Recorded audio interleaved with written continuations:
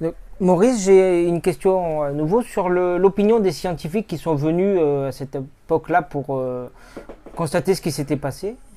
Alors d'après moi, ce que je crois, c'est que les scientifiques, pour eux, c'était pas possible.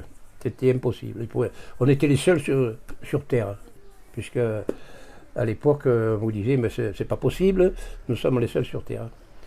Alors, il y a un scientifique qui s'appelle Hubert Reeves, je pense, je ne sais pas si je prononce bien le nom, qui est un astrophysicien mondialement connu, qui vient de reconnaître, il n'y a pas longtemps, que la vie existe ailleurs. En disant, je ne vous dis pas que ce sont des fourmis ou des dinosaures, mais on est obligé de reconnaître maintenant que la vie existe ailleurs. Ce qui, il y a 50 ans, vous aurez dit c'est impossible. Je vous donne un exemple qui remonte très loin, Galilée, quand il a dit la Terre est ronde. Il a failli être écartelé, pendu, brûlé, et puis il a fallu peut-être des années et des années pour admettre et reconnaître que finalement la Terre était ronde. Là, c'est pareil.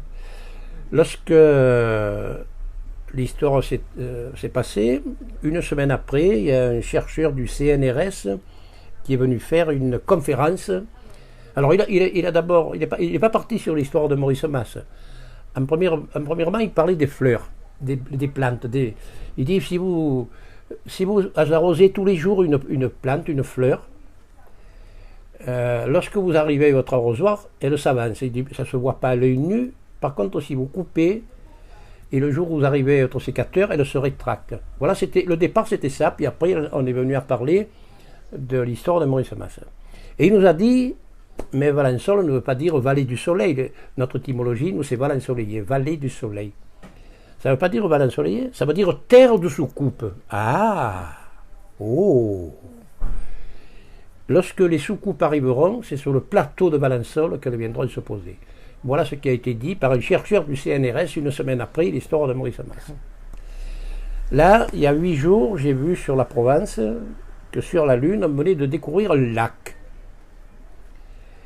Et celui qui a fait l'éditorial, qui s'appelle Philippe Schmitt, a dit, mais est-ce que la vie n'existe pas ailleurs? Sommes-nous vraiment les seuls sur Terre?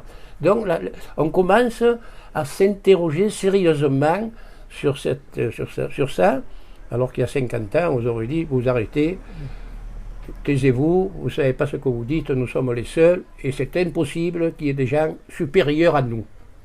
Voilà. Voilà l'histoire telle que je la ressens et telle que je vous le dis. Voilà. D'accord. Très bien, mais merci Maurice. C'est juste en conclusion, votre avis personnel sur ce cas-là, et ce que vous pensez, vous, de l'ufologie? Je vous dis que moi, si j'y croyais pas, je ne serais pas en train de faire sa mémoire, je ne serais pas en train d'en parler. Donc j'y crois, donc je sais il s'est passé quelque chose. Moi, je pense que ce qu'il a dit est vrai, et pourquoi pas, il n'y a pas des êtres supérieurs à nous, je pense que c'est possible. Mais donc tout ce que j'ai raconté, tout ce que j'ai vu et tout ce que je dis, c'est ce que Maurice a dit, c'est ce que Maurice a pensé, et donc je suis sa mémoire et sa parole, et je le remplace. Et je m'appelle comme lui Maurice. Voilà. Ça vous va? Ça nous va. Eh bien, on vous remercie encore pour cette interview. Et pour de rien. Rentre. Merci bien. Voilà.